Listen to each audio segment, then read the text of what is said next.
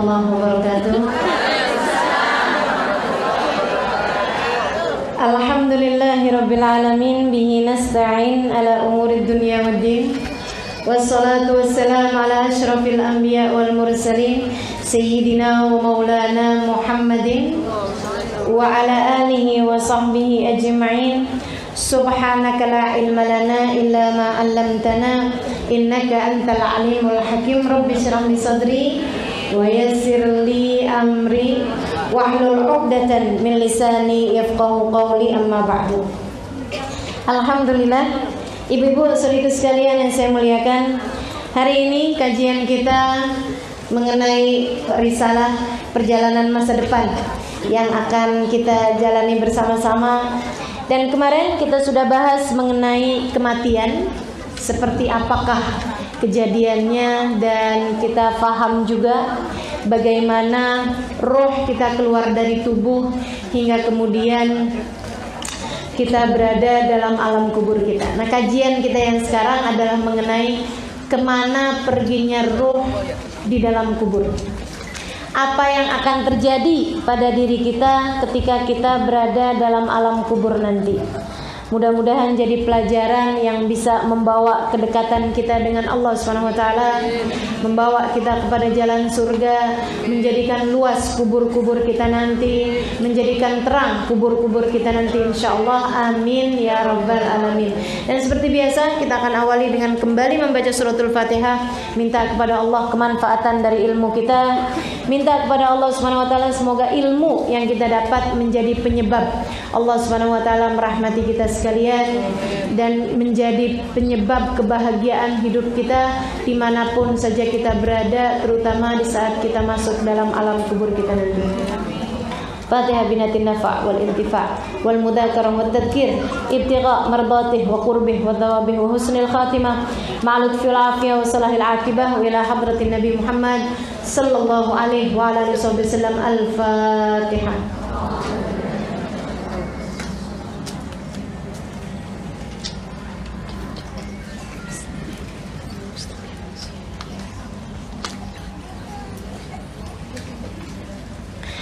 Bismillahirrahmanirrahim. Teman-teman saudariku sekalian yang saya muliakan, dulu Sayyidina Utsman ibn Affan alaihi ridwanullah, ketika membaca ayat-ayat tentang neraka, beliau sedih, beliau menangis. Ketika beliau mendengar tentang azab-azab di hari akhirat nanti, beliau sedih. Akan tetapi semua kesedihan tersebut kalah sedihnya dengan ketika beliau melewati kuburan. Tiap kali beliau melewati kuburan itu beliau bukan hanya sedih, akan tetapi beliau akan berdiri, kemudian beliau akan menangis sampai terkadang beliau senggrukan nangisnya, sampai seringkali harus dipapah ketika berjalan dari kubur tersebut menuju ke rumah beliau sama budak beliau, pelayan beliau yang kemana-mana selalu menyertai beliau, sampai bikin budaknya jadi aneh gitu, heran. Dia nanya, kemudian dia bilang, ya Sayyidi, wahai Tuan, mali ara, kenapa ya saya melihat engkau membaca tentang adab akhirat, adab neraka, melihat kesedihan-kesedihan di sana, kau sedih tapi tidak seperti kesedihanmu ketika melewati kuburan. Apa yang membuatmu seperti itu kalau saya boleh tahu? Beliau kemudian bercerita. Dia bilang, saya mendengar baginda Nabi besar Muhammad, beliau bersabda, Al-qabru awal manzil min manazilil akhirah wa akhir manzil min manazilid dunia. Wa man naja minhu fama ba'dahu aisar wa man lam yanju minhu fama ba'dahu asyad. Aku mendengar Nabi Muhammad alaihi salatu wassalam, beliau bersabda, kuburan adalah tempat terakhir dari tempat-tempat dunia dan tempat pertama dari tempat-tempat akhirat. Pos pertama dari pos akhirat dan pos terakhir dari posnya dunia.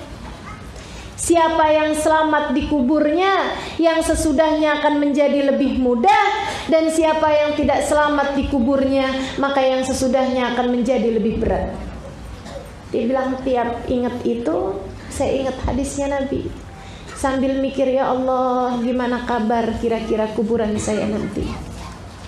Akankah ia akan menjadi awal kebahagiaan saya, ataukah ia akan menjadi awal derita saya? Teman-teman seiku sekalian, kuburmu apa kabarnya kira-kira? Selama ini rajin kita bangun rumah-rumah kita di dunia. Ada yang rusak, lampunya kita ganti. Ada yang bocor, kamar mandinya kita tambal. Ada yang mengelupas, dindingnya kita cat lagi. Teman-teman saudaraku sekalian, kuburmu, sudahkah kau pastikan ia terang? Sudahkah kau pastikan ia lebar? Sudahkah kau pastikan kuburmu nyaman? Sudahkah kau pastikan kuburmu yang akan menjadi tempat paling pasti akan kau tinggali nanti? Sudahkah kau pastikan ia menjadi seindah-indah tempat sesudah keadaanmu di dunia ini? Teman-teman sekalian, banyak orang bangun rumah nggak sempat ditinggalin udah keburu meninggal. Banyak gak? Pernah tahu gak? Banyak orang bangun rumah nggak sempat ditinggalin keburu meninggal. Sedih kita. Saudaraku sekalian, ada tempat yang pasti kamu tinggali. Kenapa engkau tidak berusaha membangunnya? Ada tempat yang pasti kita tinggali. Kenapa selama ini kita tidak berusaha untuk membangunnya sehingga ia kelak layak menjadi seindah-indah tempat bagi kita, insyaallah. Amin ya rabbal alamin. Saudaraku sekalian saya muliakan, masuklah kita, diletakkan oleh orang-orang dunia ini ke dalam kubur kita. Sempit aja kelihatannya, tapi saudaraku sekalian, jika ia adalah merupakan awal dari kebahagiaanmu seperti yang aku sampaikan tadi, maka ia akan menjadi tempat luas tak terbatas. Sebaliknya, jika ia menjadi awal deritamu nanti, ia akan menjadi sesempit-sempitnya tempat yang pernah ada. Kita pun masuk dalam kubur kita. Kita masih dengar, meskipun tidak nyatu antara jasad sama ruh. Jadi jasad sama ruhnya udah pisah, tapi nggak bisa jauh-jauh. Masih belum bisa jauh-jauh. Kayak orang tidur, nah itu kan jasad sama ruhnya juga pisah, tapi nggak jauh-jauh. Makanya dibanguninnya gampang. Tuh yang dibanguninnya susah, kayaknya rada jauhan mainnya. Itu deket memati itu. Kalau nggak balik coba. Orang kalau mainnya rada jauhan kan takut nggak balik. Jadi siap-siap tuh yang banguninnya susah, kayaknya umurnya nggak lama. Teman-teman sekalian saya muliakan, masuklah kita ke dalam kubur kita. Itu antara ruh sama jasad udah nggak lagi nyatu, tapi nggak bisa jauh-jauhan. Kemana ruh pergi, jasad ikut menyusuli. Sampai kemudian kita pun diuruk di atas tanah. Itu kita juga bicara tuh sama mereka, hanya nggak bisa ada yang dengar. Tungguin nih, ini kenapa nih? Ini ada apa nih? Oh, kalian menguruk saya dengan tanah. Ya ampun, terus kalian begitu aja ninggalin saya. Kita lihat wajah anak-anak kita, kita lihat wajah suami kita kalau kita duluan dari dia. Teman-teman sekalian, kita pun lihat semua orang-orang di sekeliling kita. Kemudian mereka pun mentalkin kita, menitipkan kita kepada Allah Subhanahu wa taala. Air mata mengalir dari mereka. Saudariku sekalian, kita didadahin, kita dipisahin sama orang-orang di sekeliling kita. Ya Allah, ya Allah. Tuh ya.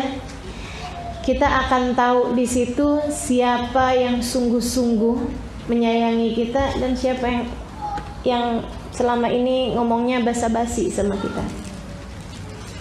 Mereka yang sungguh-sungguh menyayangi kita akan memasukkan kita dalam hatinya. Ada nama kita dalam tiap lantunan doa sesudahnya. Ada nama kita disebut dalam deretan orang-orang yang disebut namanya setiap kali mereka berdoa.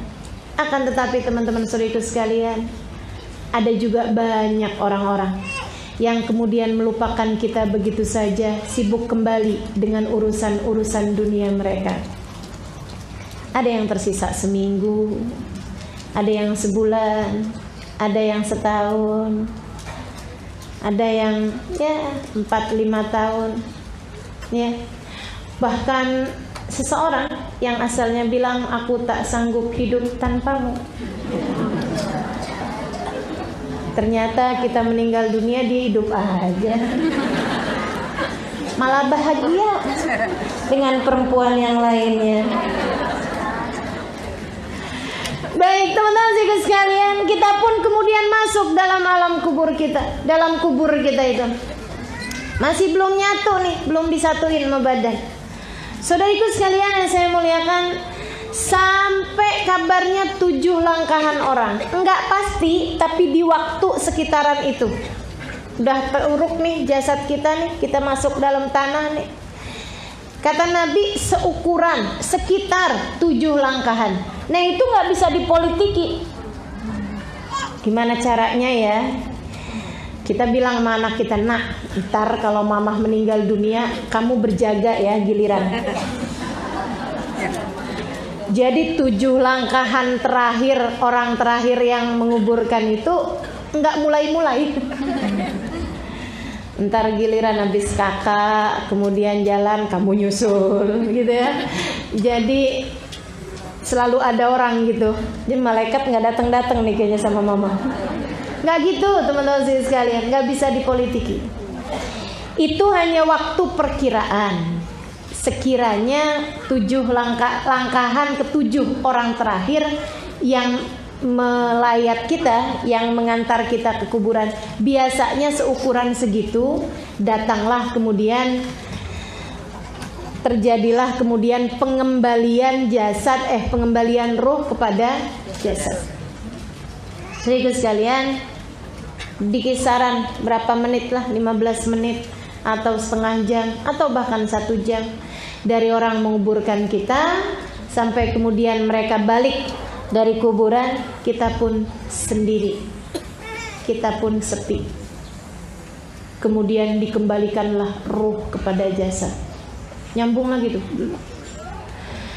Tapi sempit, dan sesudah kesempitan tersebut terjadilah apa yang harus terjadi dalam kubur kita yang pertama. Apa itu? Namanya Dhaghatul Qubur.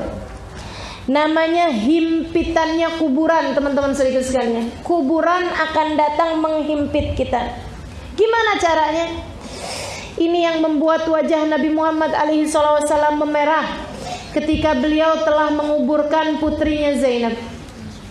Saudara sekalian saya muliakan, Nabi perempuan terakhir yang meninggal dunia sebelum wafatnya Nabi Muhammad SAW, sebelum wafatnya Nabi Muhammad SAW, Sayyidah Zainab alaihi ridwanullah, putri beliau alaihi SAW, Nabi sayang, Nabi cinta.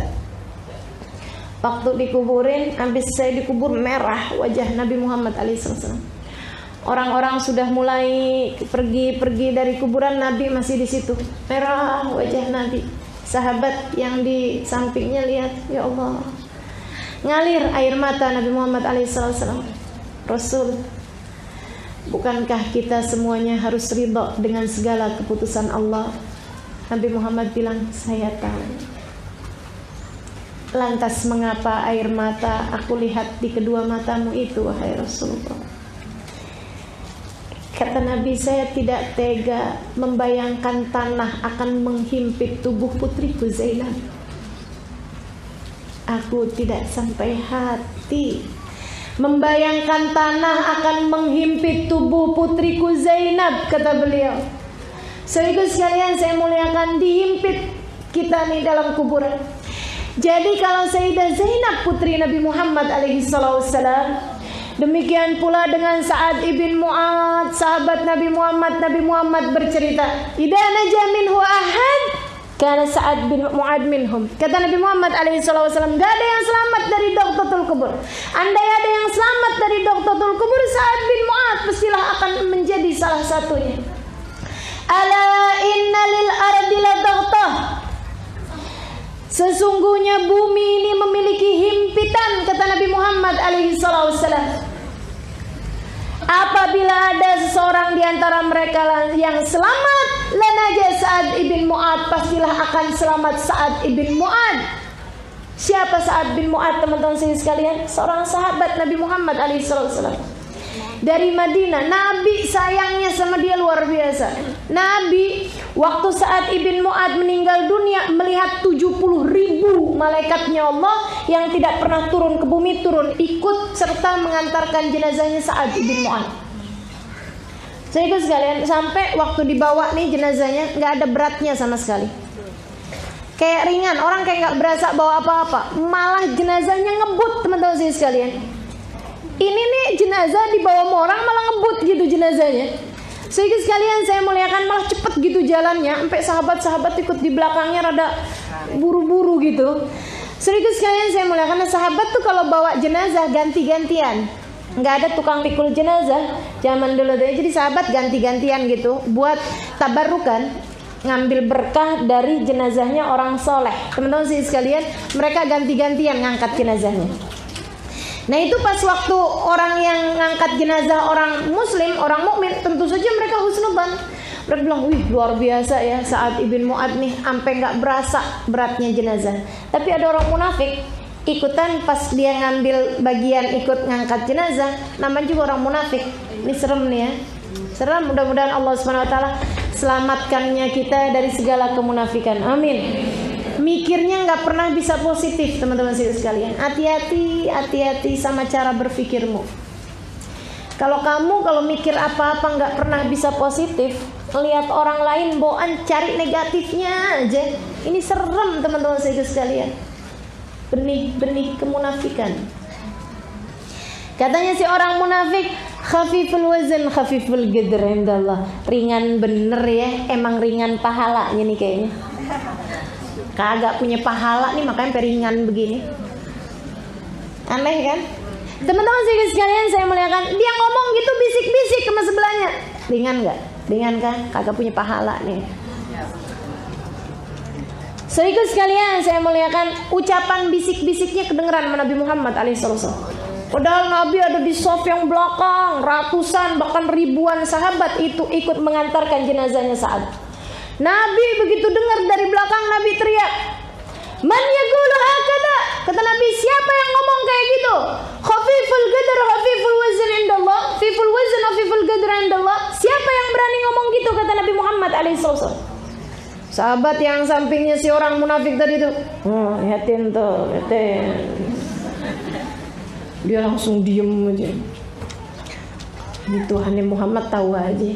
Gitu. Munafik. Kata Nabi Muhammad, kamu tahu kenapa ringan?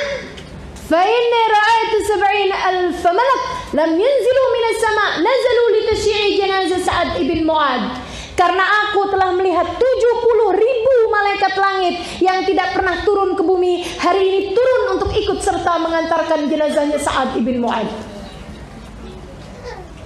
Itu yang sudah sebegitunya Nabi Muhammad bercerita, sesungguhnya tanah menghimpit jenazahnya Sa'ad ibn Mu'ad hatta khtala'at adla'uh, sampai berselisihan tulang-tulang beliau. Maka teman-teman saudara sekalian, kita semuanya bakal ngerasainnya, himpitan kuburan. Dihimpit. Itu tuh kata para ulama semacam pelukan dari seorang ibu kepada anaknya yang telah kembali. Bukankah bagaimanapun asal kita dari tanah, maka kita pun dikembalikan ke tanah. Jadi kayak semacam anak balik ke ibunya gitu.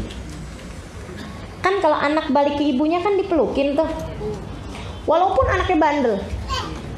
Makanya jenis pelukan itu ada dua. Ada pelukan haru, rindu, ada juga pelukan gemes. Bandel amat nih anak gitu ya. Kayak gitu tuh. Jadi bumi juga kayak begitu ketika menghimpit manusia. Ada yang dipeluk sama bumi dengan pelukan rindu. Kamu udah balik lagi sama saya. Baik kamu tuh, Masya Allah. Jadi bumi menghimpit dia.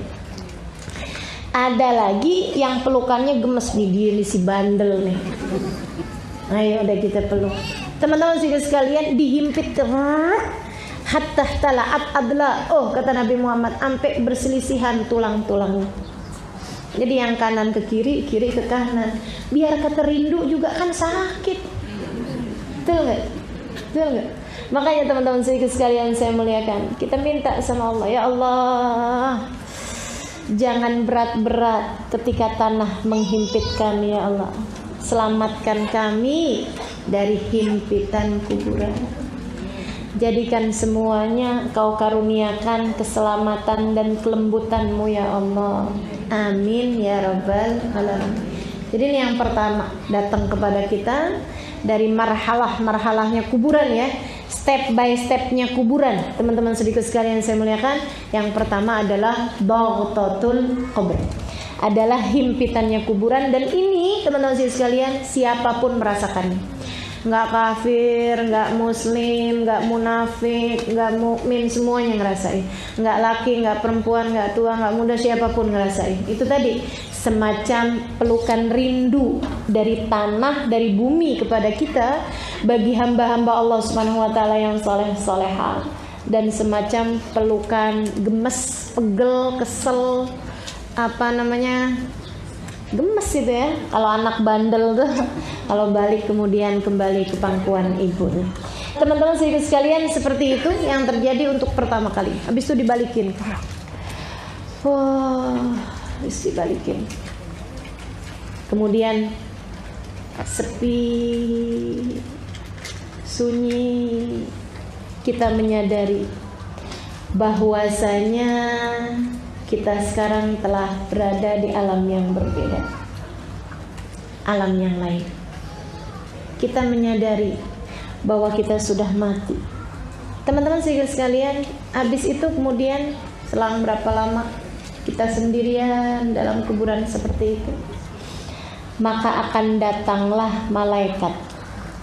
Kabarnya dua malaikatnya, Mungkar sama Nakir. Ada juga yang mengatakan malaikatnya itu beda-beda. Lihat-lihat. Kalau yang datang kepada ahli maksiat dan orang-orang yang berbuat dosa atau bahkan orang kafir, Mungkar Nakir ini tadi.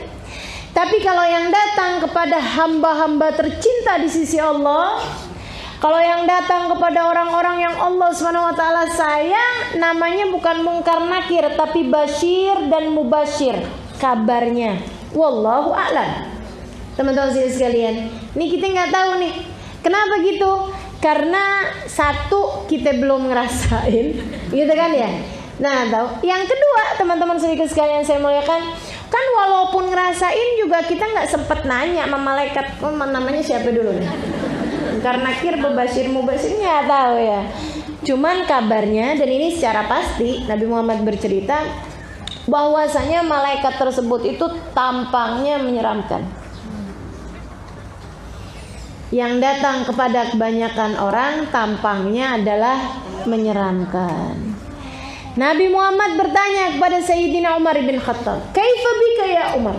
Bagaimana kabarmu wahai Umar jika nanti satu hari kamu akan berada dalam alam, dalam kubur, untuk kemudian ada dua malaikat datang kepadamu.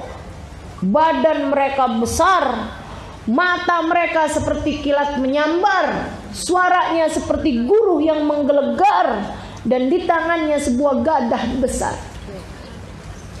Gimana kamu wahai Umar ketika mereka bertanya tentang agamamu, bertanya tentang apa yang telah kamu kerjakan di dunia ini?" Sayyidina Umar ditanya begitu, nanya balik sama Nabi, "Rasul, maaf, apakah pada hari itu saya punya hati yang ini, perasaan yang ini, atau yang lain Rasulullah?" Yang saya bawa iman yang ini, Islam yang ini, rasa yang ini, cinta yang ini, atau yang lain ya Rasulullah? Kata Nabi Muhammad, yang itu juga wahai Umar. Hatimu yang itu juga yang kamu bawa. Ini hati yang kita punya ini, inilah dia yang akan kita bawa.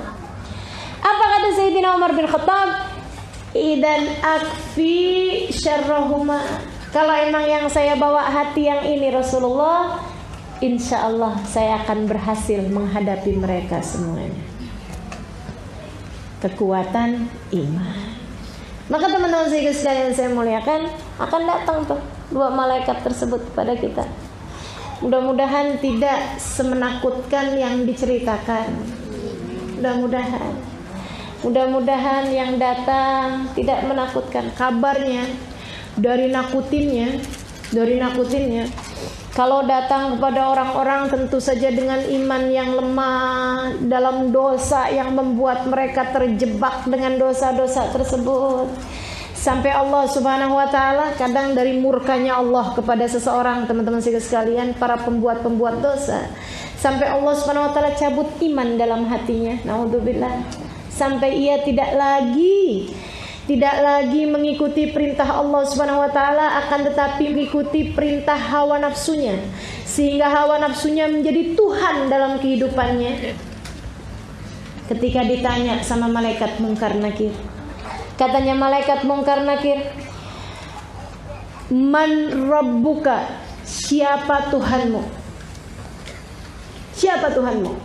Itu dari seremnya, dari takutnya si orang tersebut itu. Begitu melihat malaikat, tatapannya seperti kilat menyambar, lihat wajahnya nyeremin. Dia dari takutnya sampai jawabnya gini, "Man rabbuka?" Siapa Tuhanmu? Tuhan saya kamu, Tuhan saya kamu. Sampai salah. Dari paniknya sampai salah, diremin bener. Ya Allah, ya Allah. Teman-teman sekalian saya muliakan. Ini orang-orang yang waktu di dunianya seringkali menjadikan hawa nafsu dan keinginannya sebagai Tuhan dia. Mudah-mudahan Allah Subhanahu wa taala selalu menjadikan kita hamba-hambanya yang ikhlas, hamba-hambanya yang tulus, yang menuhankan dia satu, tidak menuhankan selainnya, insya Allah. Enggak menuhankan uang, tidak menuhankan materi, tidak menuhankan suami, tidak menuhankan akal pikiran, tidak menuhankan pakaian, tidak menuhankan makanan, tidak menuhankan tubuh, tidak menuhankan kecantikan, tidak menuhankan apapun yang menghalangkan kita dari hakikat keimanan, insyaallah. Datang nih malaikat Munkar Nakir. Teman-teman sekalian saya muliakan, dia ketika datang itu akan bertanya pertama, siapa Tuhanmu? Yang kedua, apa agamamu? Ini jadi saya kasih contekan ya. Ini contekannya nih. Siapa Tuhanmu? Apa agamamu? Kemudian apa kiblatmu? Gitu ya. Apa imammu dalam kehidupan? Maksudnya apa petunjukmu dalam kehidupan? Yaitu Al-Quran. Saudariku sekalian saya muliakan. Kemudian pertanyaan tentang Nabi Muhammad bukan siapa utusan Allah bagimu, bukan. Atau siapa nabimu, bukan. Teman-teman sekalian, bukan begitu. Karena orang belum tentu punya nabi. Kalau siapa Tuhanmu, maksudnya pertanyaan itu menurut kamu siapa yang menciptakan kamu, gitu ya. Jadi semua orang sebenarnya pasti punya Tuhan, baik itu Tuhan yang beneran atau Tuhan dalam persangkaan dia, kan gitu. Jadi semua orang mesti punya Tuhan yang dalam pandangan dia itu siapa yang menciptakan dia, siapa yang melahirkan dia, kekuatan siapa yang ada di atas dia, gitu. Teman-teman sekalian. Kemudian pertanyaan-pertanyaan yang lain, apa agama kamu, maksudnya apa yang selama ini kamu pegang dalam kehidupan, buku petunjuk kamu yang menurut kamu tuh apaan, gitu kan. Itu kemudian teman-teman sekalian, pertanyaan tentang Nabi Muhammad bukan siapa nabimu, bukan siapa rasulmu, tapi ma taqul fi rajul ismu Muhammad. Apa pendapatmu tentang seseorang yang namanya Muhammad bin Abdullah? Itu pertanyaan jebakan, teman-teman sekalian. Pertanyaan yang hanya bisa dijawab oleh hati yang memiliki rasa cinta kepada Nabi. Kamu, andai pun dibuat oleh Allah Subhanahu wa Ta'ala amnesia sekalipun, sampai kamu nggak tahu orang itu siapa, ini siapa, ini siapa, saudara sekalian, saya kasih tahu kepadamu bahwa rasa hatimu terhadap seseorang tidak akan pernah hilang. Andaikan kamu nggak inget dia siapa sekalipun, kamu kalau melihat wajah seseorang atau ada di hadapanmu seseorang, kamu pasti akan diberi rasa yang sama dengan ketika kamu masih ingat, gitu ya, sebelum kamu hilang ingatan, teman-teman sekalian. Makanya andai pun udah lupa sekalipun bahwa dia adalah suaminya gitu, biasanya orang yang hilang ingatan akan tahu gitu, dia sama orang itu tuh punya cinta atau benci, ketahuan tuh aslinya. Ngelihat laki-laki pas dia amnesia gitu ya, tabrakan apaan gitu, kurang ajar loh, gue sebel aja bawaan lihat lo siapa sih, ternyata suaminya. Itu ya, sekalian ngelihat dia gitu, kok saya cinta ya sama dia, saya sayang ya sama dia, siapa nih, ternyata suami kita. Itu rasa hati itu nggak hilang, teman-teman sekalian. Makanya pertanyaannya, apa pendapatmu tentang seseorang yang bernama Muhammad? Itu jika kamu hidup di atas muka bumi ini, teman-teman sekalian, dengan rasa cinta kepada Nabi Muhammad, maka dengan tersenyum kamu akan menjawab, dia adalah Nabi saya, dia adalah utusan Allah buat saya. Maka teman-teman saya sekalian, saya muliakan, pastikan jangan berani mati kecuali bawa cinta sama Nabi. Nanti kalau kamu mati nggak bawa cinta sama Nabi, pas ditanya, apa pendapatmu tentang seorang namanya Muhammad? Oh, itu tetangga sebelah saya. Kan nyeremin ya. Apa pendapatmu tentang seorang namanya Muhammad? Kayak kenal siapa ya? Ya Allah, ya Allah. Jadi teman-teman sekalian, miliki cinta kepada Nabi Muhammad. Ini Sayyidina Umar waktu meninggal dunia, dapat berapa hari kemudian ada seorang sahabat ngimpiin beliau. Maka nanyalah dia nih, karena dia tahu Nabi pernah nanya kayak yang tadi itu loh. Bagaimana kamu wahai Umar kalau ngadepin malaikat begini. Kata Sayyidina Umar bin Khattab, saya ngadepinnya. Dia pun kemudian bertanya kepada saya, apa agamamu? Siapa Tuhanmu? Saya jawab kepada mereka, dini dinukuma. Bukankah agama saya adalah agama kamu berdua? Ditanya siapa Tuhanmu? Lah, Tuhan saya kan Tuhan kamu berdua juga. Malaikatnya tinggal bingung, kok ini nggak sama teks ya? Ini bener apa enggak nih? Ini jawabannya nggak sesuai teks. Ya Allah, ya Allah. Bagaimana pendapat kamu tentang seorang yang namanya Muhammad? Sayyidina Umar dengan senyum menjawab, bukankah pendapat saya sama dengan pendapat kalian berdua? Ya Allah, teman-teman sekalian, kita sih nggak mau jawab kayak Sayyidina Umar, asal bener dah. Jangan sampai ada di antara kita yang salah jawab ya. Aduh, luar biasa. Nah ini dia, makanya hidup kita jangan jauh-jauh sama Allah. Hidup kita jangan jauh-jauh dari ajaran agama Islam. Hidup kita jangan jauh-jauh dari Al-Quran. Dan hidup kita jangan jauh-jauh dari baginda kita Nabi besar Muhammad sallallahu alaihi wa ala alihi wa sahbihi wasallam. Nah, itu kan sebenarnya pertanyaannya satu. Orang yang percaya sama Allah subhanahu wa ta'ala, yang beriman kepada Allah subhanahu wa ta'ala, kan pasti beriman kepada Nabi Muhammad. Nah, yang bawa ajaran agama ini Nabi Muhammad. Nabi Muhammad waktu datang kan bawa Al-Quran.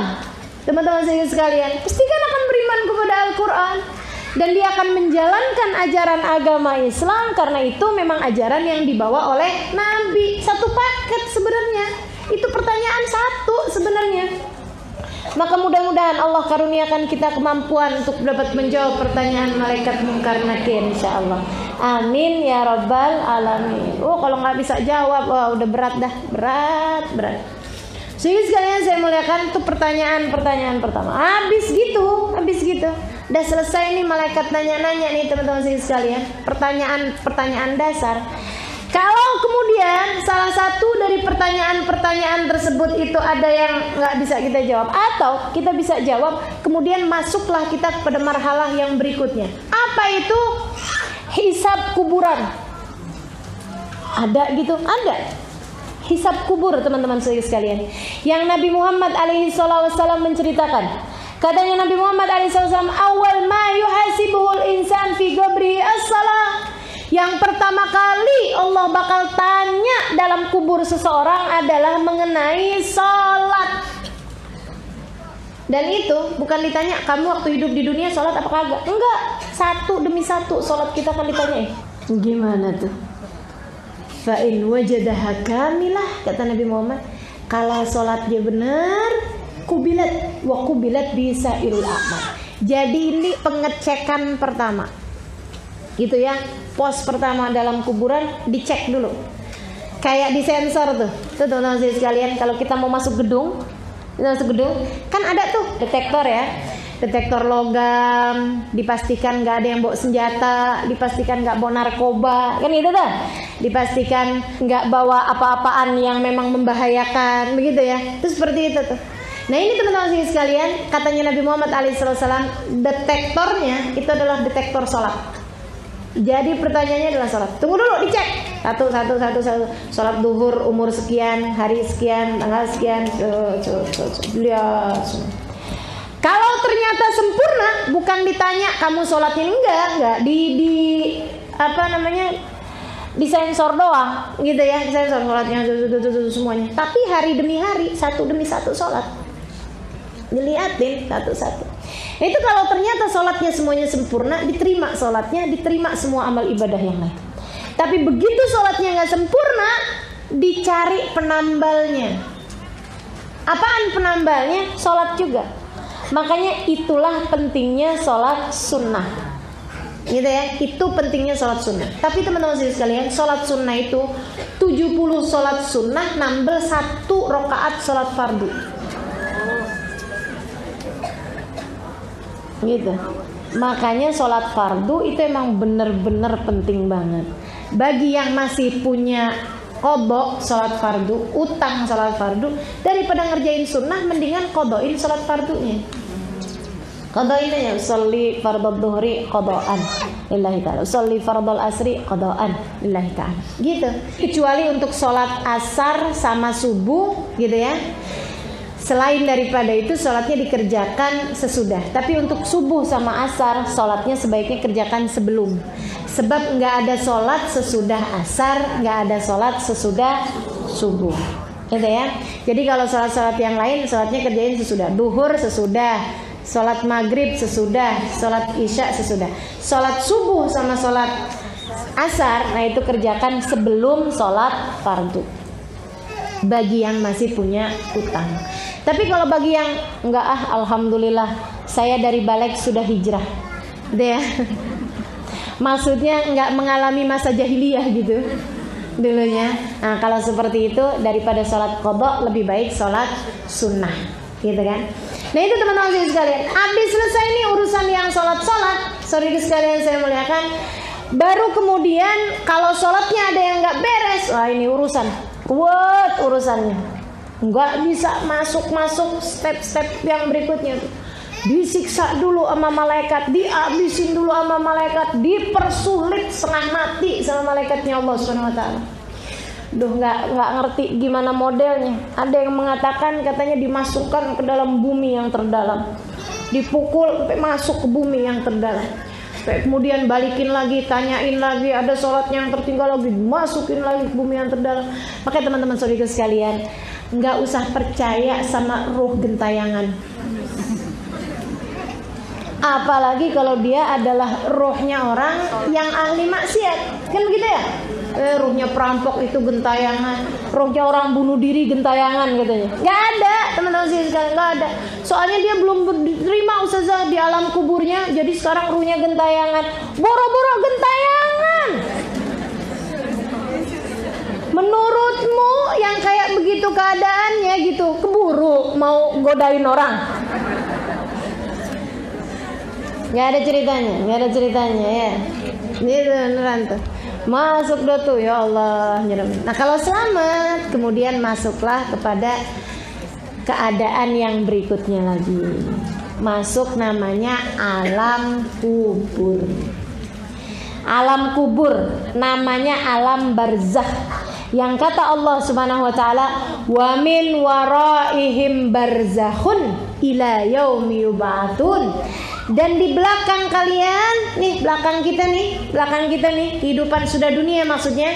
Habis kita masuk, belakangnya kemudian nyusulin barzakh ila yaumi yub'atsun. Ada alam barzakh kata Allah sampai hari kalian dibangkitkan. Nah ini teman-teman sekalian, kalau sudah selesai urusan-urusan sensor sholat, sensor ibadah ini, ibadah kita sensor-sensornya udah lewat, barulah kemudian kita masuk kepada balasan kuburan. Kepada balasan kuburan, gitu ya, alam kubur. Yang katanya Nabi Muhammad SAW, al-qabru imma raudhah min riyadil jannah wa imma hufrah min hufaril niran. Kuburan ada yang menjadi kebun-kebun surga, ada yang menjadi lubang-lubang atau lembah-lembah neraka. Kita mau bahas lembah neraka dulu apa taman surga dulu? Yang gak enak dulu katanya. Baiklah kalau gitu. Lembah neraka ya. Ya Allah, teman-teman sekalian, macam-macam. Ada diantara yang di lembah neraka itu ditaruhnya di sijin. Innal fujjara lafi sijin. Sesungguhnya orang-orang fajir berada dalam sijin. Apa itu sijin? Kerak bumi yang paling bawah. Panas bumi itu berasal dari sana, teman-teman sekalian. Yang kabarnya gunung-gunung berapi apa itu kan karena memang nyambung sama kerak bumi bagian bawah ya. Wallahu a'lam saudariku sekalian di mana tempatnya, akan tetapi di sana itu terdapat siksaan-siksaan, keadaan-keadaan yang sangat tidak menyenangkan, yang andaikan orang waktu hidupnya dia waktu di dunia senang terus selama 60-70 tahun. Ada nggak orang yang hidupnya di dunia senang terus? Ada nggak? Nggak ada kan? Orang hidup di dunia ini antara senang sama susah segitu-gitu aja.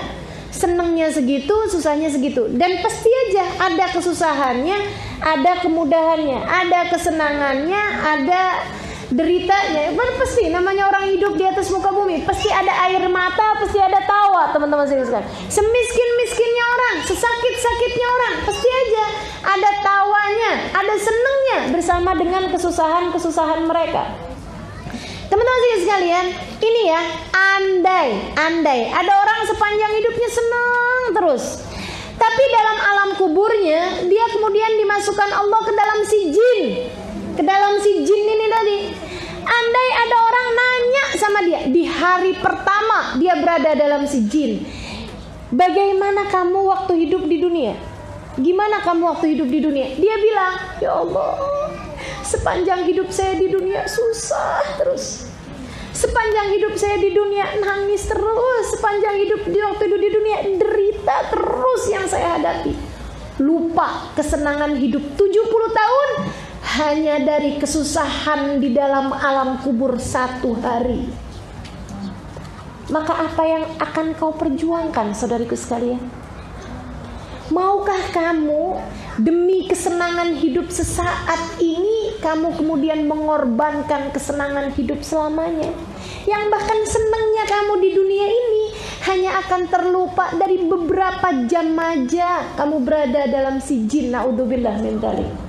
Mudah-mudahan Allah selamatkan kita, jangan ada yang dimasukkan dalam sijin insyaallah. Amin ya rabbal. Dan jangan gini juga, pengen tahu sijin. Bener nggak sih nih pelajarannya ustazah nih?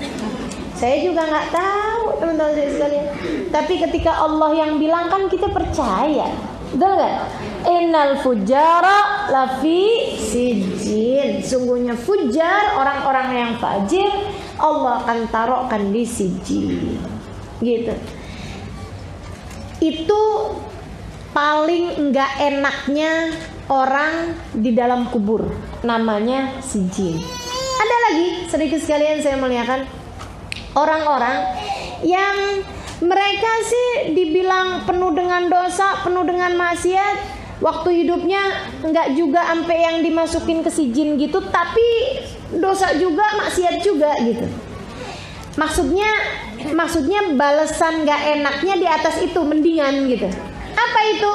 Saudariku sekalian yang saya muliakan, mereka ini enggak masuk dalam siksa, tapi dibukain lobang melihat tempat kembalinya nanti di neraka kayak gimana. Kayak nonton TV gitu ya, tapi ceritanya di TV itu tentang diri sendiri. Yang ceritanya adalah film horor. Enak apa enggak tuh? Ya Allah, tersiksanya luar biasa. Ini nih yang nomor 1 si jin, sama yang nomor 2 ini. Kalau bulan Ramadan cuti. Kalau bulan Ramadan dihentikan, si jin ataupun yang kedua ini. Ini tayangannya selesai dulu. Jadi tersiksa-siksa setengah mati itu mereka melihat nanti nerakanya dia kayak gimana gitu. Ditontonin nerakanya, ya ampun, nyesel dah tuh. Gitu ya, pengen balik tapi kayak gimana? Rabbirji'un la'alli a'malu salihan fima tarak. Ini yang pertama tadi yang saya ceritain di sijin, atau yang kedua yang dibukakan tempatnya nanti di neraka seperti apa? Ini teman-teman saudaraku sekalian yang saya muliakan. Ini yang nangis tiap harinya, ya ampun, balikin sehari ya Allah, balikin. Enggak sehari deh ya Allah, sejam ya Allah, balikin. Oh enggak sejam, enggak apa-apa ya Allah, 5 menit balikin. 5 menit balikin. Dan kabarnya ini sering disampaikan oleh Hubabah Nur. Katanya Hubabah Nur, itu orang, andai mereka diizinin sama Allah Subhanahu wa taala buat balik sejam di bumi, apa yang mereka akan pilih? Mereka akan pilih hadir majelis, teman-teman sekalian. Mereka akan pilih hadir majelis yang sekarang kita lakukan ini. Ketika melihat bahwa balasan dari Allah Subhanahu wa taala untuk hadir majelis ternyata pahala yang enggak bisa dibandingkan dengan yang lain. Asal adabnya benar, asal niatnya benar, asal keadaan kita di dalam hadir majelis memang konsentrasi penuh pada apa yang sedang kita jalankan. Mudah-mudahan nih duduknya kita di sini jadi bekalan yang indah untuk saat kita berada di sana insyaallah. Jadi teman-teman sekalian yang kegerahan, minta ya Allah mudah-mudahan kuburnya nanti nggak gerah. Yang kesempitan, minta ya Allah mudah-mudahan nanti di dalam kuburnya nggak sempit. Makanya biar gerah juga saya nggak mau kipasan ya Allah. Biar gerah di sini jadi tebusan buat gerah di sana. Biar air mata yang keluar di sini aja ya Allah, jangan di sana. Keringat yang keluar buat di sini aja, nggak di sana. Gitu. Masya Allah. Mudah-mudahan Allah rahmati kita semua. Langsung berhenti semua kita saja. Alhamdulillah. Soalnya dari tadi saya lagi iri aja, pada bisa kipasan, saya kagak.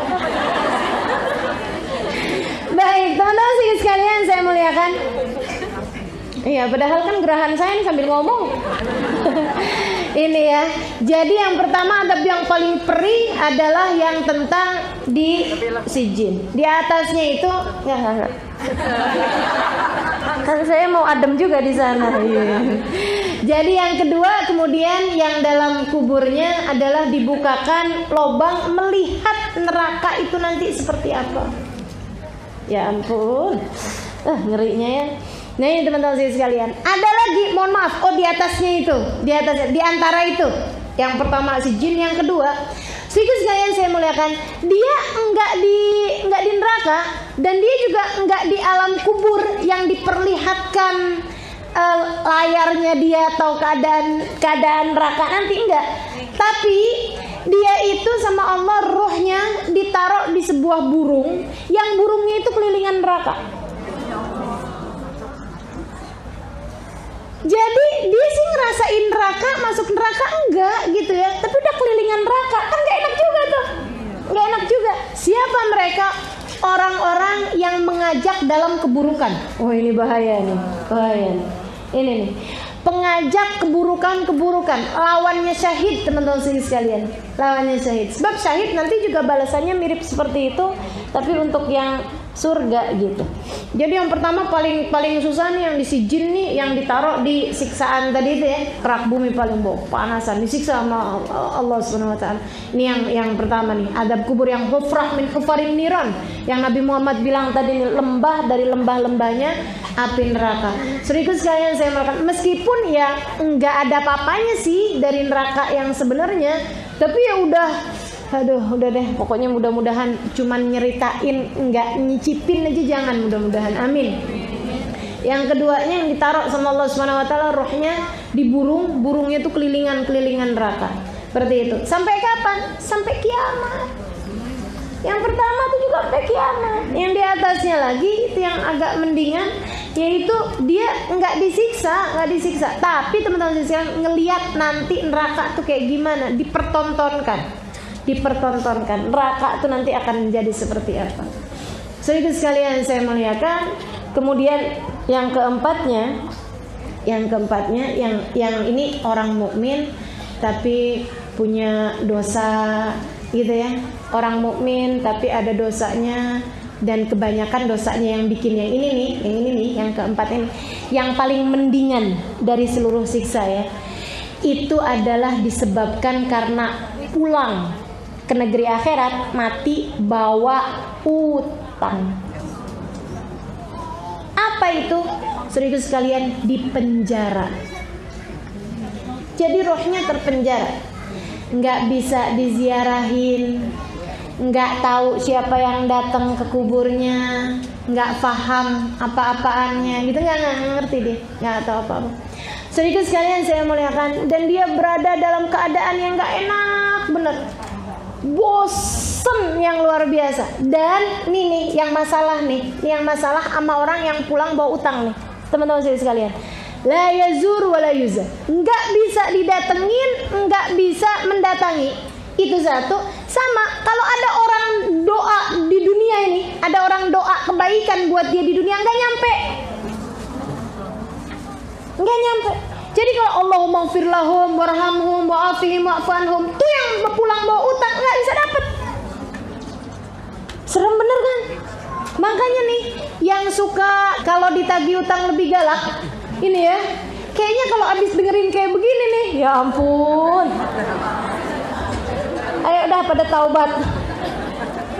La ilaha illallah. Mudah-mudahan Allah rahmati kita semuanya insyaallah. Amin ya rabbal alamin. Gak bisa teman-teman sekalian. Makanya Nabi Muhammad kalau mau nyolatin orang, pertanyaan Nabi kan gitu, dia punya utang apa enggak, kata Nabi. Karena kalau misalnya punya utang percuma mau disolatin. Hatta sama Nabi Muhammad sallallahu alaihi wasallam, itu doa-doanya Nabi waktu nyolatin dia percuma, nggak nyampe juga. Itu Nabi loh, itu Nabi. Apatah lagi cuma anak kita, suami kita, saudara kita, siapa kita, nggak nyampe teman-teman sekalian. Dan bagi yang punya orang tua, ayah atau ibu meninggal dunia bawa utang, kalian sebelum bagi-bagi warisan, kalau ada warisan yang diberikan, bayarin dulu utang-utangnya. Nyeremin bener, orang tua punya utang, anak malah rebutan warisan. Kayak apaan itu? Cari tahu siapa aja bapak kita atau ibu kita nih punya utang waktu hidup di dunia sama siapa aja, biar kita bisa bayarin dulu utang-utang mereka gitu. Kalaupun sampai utang yang ditinggalkan lebih banyak daripada harta, bakti kita caranya adalah dengan kita berusaha buat melunasi hutangnya orang tua kita. Daripada kamu baca-baca, kirim-kirim doa, kirim-kirim apaan segala macam, bayarin dulu aja utangnya. Karena yang lain-lain nggak bisa dapat teman-teman, nggak bisa masuk, nggak bisa terkirim. selagi utangnya belum terbayarkan. Jadi kayak cuma semacam kuota ini ya. Kalau nggak punya kuotanya nggak bisa nyampe. Gitu tuh. Bayarin dulu utangnya. Itu teman-teman saya sekalian. Kemudian, saudara sekalian, sekarang kita mau bahas yang imma raudhah min riyadil jannah. Nah, yang enak-enak sekarang kita bahas ya. Yang enak-enak, yang nomor 1. Kita doa nih, mudah-mudahan bisa ngarep yang nomor 1 ini. Ini teman-teman sekalian saya muliakan. Yang nomor 1 paling enak, paling enak, dikumpulkan bersama dengan rohnya Nabi Muhammad SAW. Itu udah nggak ada balasan lebih enak daripada itu. Nggak ada balasan lebih enak daripada itu. Ditinggiin derajatnya sama Allah SWT.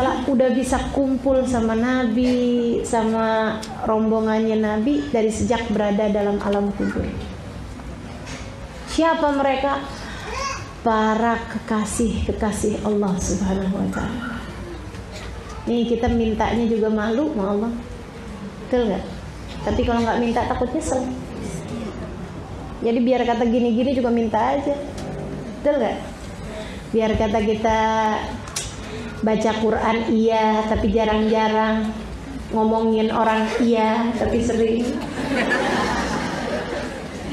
Iya, baca sholawatan iya, tapi apa nih, ngomongin orang juga juga itu. Ini Nabi Muhammad alaihissalam tetap minta sama Allah SWT, Allah kumpulkan kami menabi ya Allah. Teman-teman sekalian, kekasih-kasih Allah SWT banyak yang sekarang nih udah barengan sama Nabi Muhammad alaihissalam. Dan itu saudaraku sekalian, itu surganya mereka itu udah lebih daripada apapun. Ini yang katanya Habib Ali Habsyi, al jannah masaqani min wasfiha illa liqaumil hibbi fihi khayyama. Surga nggak ada yang bikin saya tertarik sama sifat-sifatnya kecuali karena Nabi Muhammad ada di sana. Nah ini udah di bumi, masih di sekarang mereka udah kumpul sama Nabi Muhammad alaihissalam. Karena memang itu adalah surga tertinggi bagi mereka. Sayyidina Abu Bakar As-Siddiq, teman-teman sekalian saya muliakan. Waktu lagi sakit udah berapa lama gitu. Ada satu hari Senin nanya sama Sayyidah Aisyah, "Ayyo min hada ya binti?" Di atas pembaringan. Ini hari apa ya Aisyah? Senin ya. Oh, ini dia nih hari yang ayah tunggu-tunggu. Senyum lebar. Kok gitu ya? Iya nih dia nih harinya Aisyah. Senin kan? Nabi dulu meninggal Senin kan Aisyah? Terus ya, maksud ayah gimana? Ya Allah, semoga ini jadi hari engkau mempertemukan aku dengan kekasih hati. Gitu. Saudara sekalian, Bilal bin Rabah, hari saat kematiannya, sakaratul maut, dia teriak, "Wah Karba!" Istrinya teriak, "Wah Karba, duh, kesiannya Bilal, kesiannya Bilal." Bilal senyum lebar, "Wa tarabah, wa tarabah. Qadan alqal ahibba Muhammadan wa izbadu." Senangnya Bilal, senangnya Bilal. Besok hari Bilal sudah bisa bersama dengan kekasih hati Nabi Muhammad sallallahu alaihi wasallam. Para sahabat, Sayyidina Husain, teman-teman saudara sekalian, cucu Nabi Muhammad alaihissalam, yang hari itu waktu tanggal 10 Muharram tahun tersebut beliau terpenggal kepalanya di medan Karbala pagi habis selesai salat subuh, gitu ya. Habis selesai salat subuh, beliau tegakkan pedangnya dengan tempat pedangnya itu ditegakkan sampingnya. Habis itu beliau tiduran.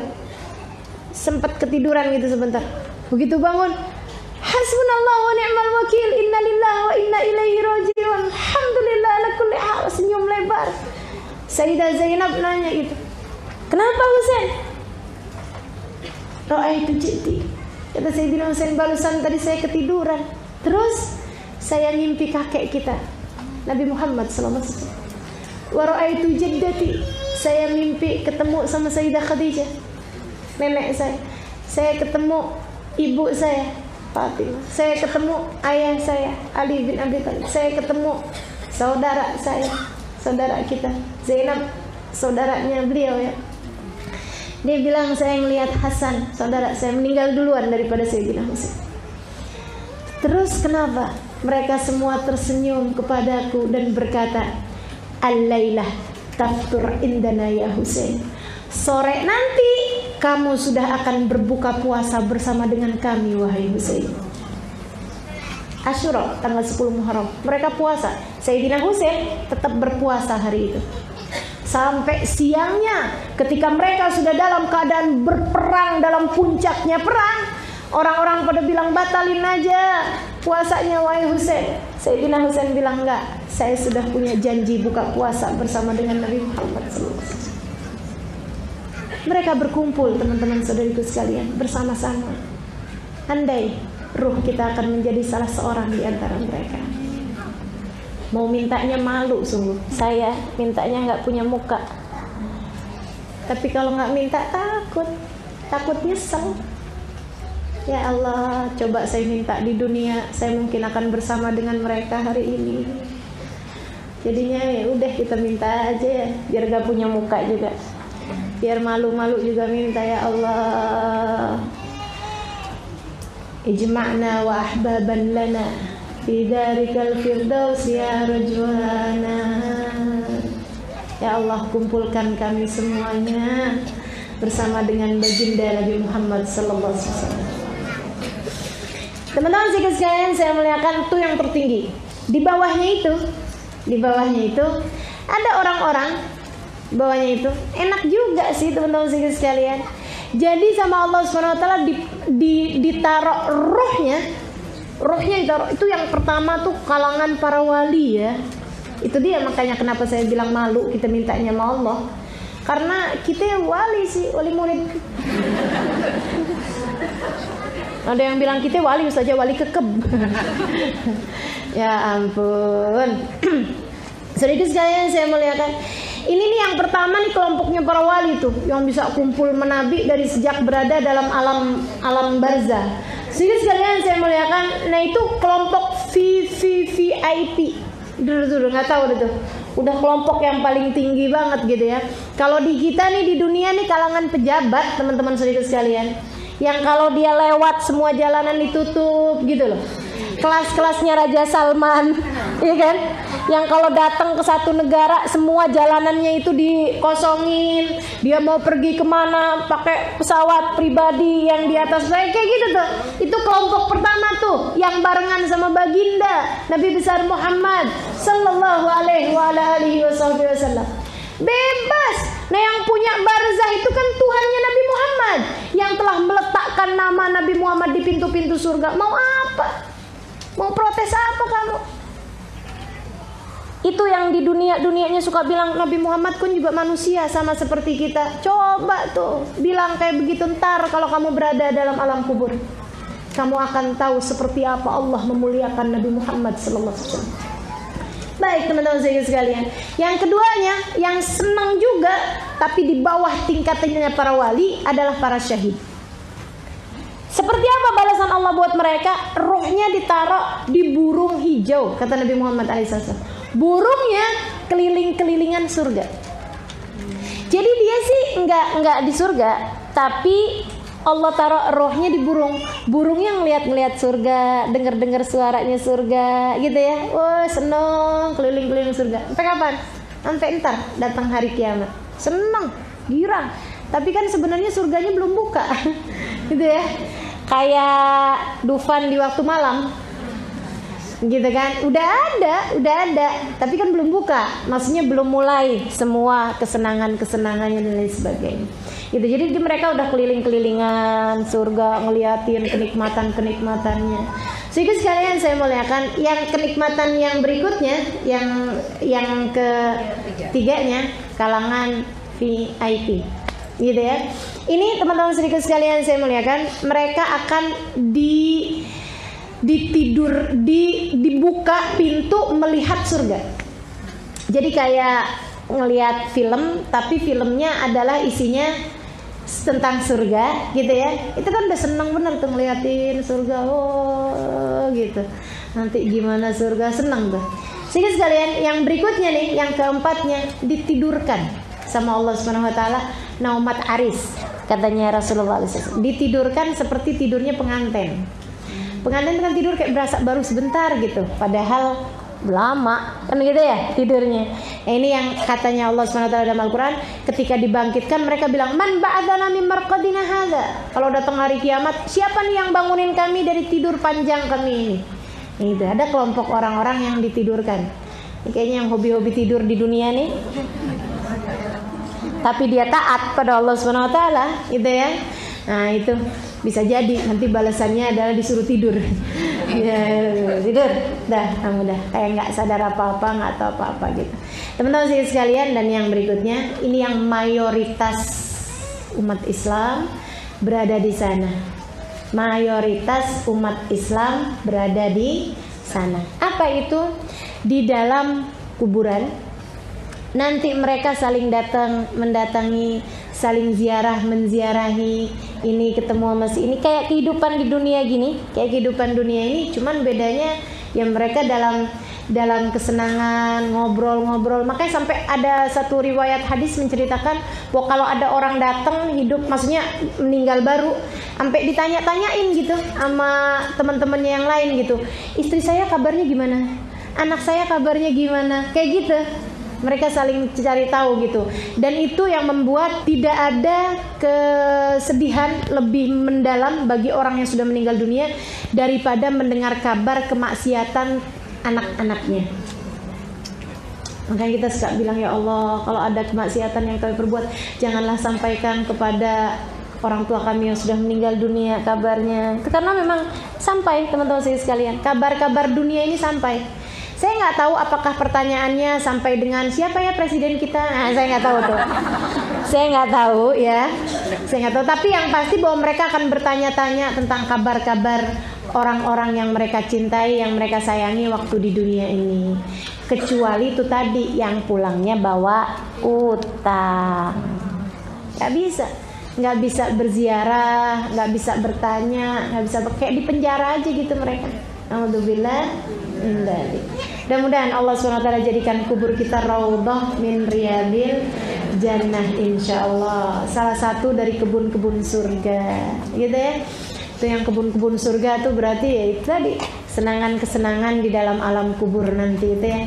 Ada yang bisa ziarah menziarahi, saling kunjung satu sama lain kayak kehidupan di dunia ini, gitu, dan lebih luas lagi. Ada juga yang seperti yang tadi saya sampaikan, gitu ya, ditidurkan gitu kan, ya itu senang juga, alhamdulillah, selamat lah yang pasti kan, asal ditidurin kan udah selamat gitu ya, nggak sadar apa-apa, nggak dikasih kesusahan apa-apa. Kemudian ada lagi di atas yang bisa melihat nanti ini surganya akan menjadi seperti apa. Kemudian lagi yang keempat, ini senangnya luar biasa, mereka dikeliling-kelilingin di surga Allah SWT, tapi mereka belum di dalamnya, akan tetapi berada di seekor burung. Kemudian lagi yang paling indahnya, yang dapat bersanding dengan baginda Nabi besar Muhammad sallallahu alaihi wasallam. Teman-teman sekalian, gimana caranya buat selamat di kuburnya? Gimana cara kita buat selamat di kuburan? Yang pertama, yang pasti, kuburmu nanti akan menjadi balasan dari apa yang kamu kerjakan di dunia. Maka istiqomahlah dalam jalan taat, gitu kan? Kemudian yang kedua, teman-teman sekalian, dekati Nabi Muhammad sallallahu alaihi wasallam, perbanyaklah sholawat. Kata Nabi Muhammad, nurun lakum, sholawat kalian kepadaku akan menjadi cahaya bagi kalian, cahaya di kubur, cahaya di itu. Ustazah, kalau dibilangin kuburnya biar lapang, kuburnya biar terang, tuh maksudnya gimana? Itu tadi yang ziarah menziarahi tadi tuh kayak dibikinin rumah-rumah sama Allah SWT, rumah untuk ruh-ruhnya ya. Itu yang ada yang terang, ada yang lapang, ada yang sempit, semuanya itu buat yang kuburnya itu diberi balasan oleh Allah SWT, balasan yang kebanyakan mayoritas umat Islam seperti itu. Jadi kayak gitu teman-teman sekalian yang saya muliakan. Kemudian lagi yang berikutnya adalah jangan berani tidur sebelum baca surat Tabarakal Mulk. Kata Nabi Muhammad seperti itu. Hiya, surat Tabarak itu salatuna ayat, kata Nabi Muhammad SAW, hanya terdiri dari 30 ayat, akan tetapi hiyal munjiyah, hiyal munqidah min adabil qabr, dia dapat menyelamatkanmu, dapat membebaskanmu dari adab kuburan. Dapat menyelamatkanmu dan dapat membebaskanmu dari azab kuburan. Makanya jangan berani-berani tidur sebelum baca surat Tabarakal. Takut bangun-bangun udah dalam kubur. Nah ini kalau pas bangun-bangun udah dalam kubur kan kita seenggaknya gitu ya.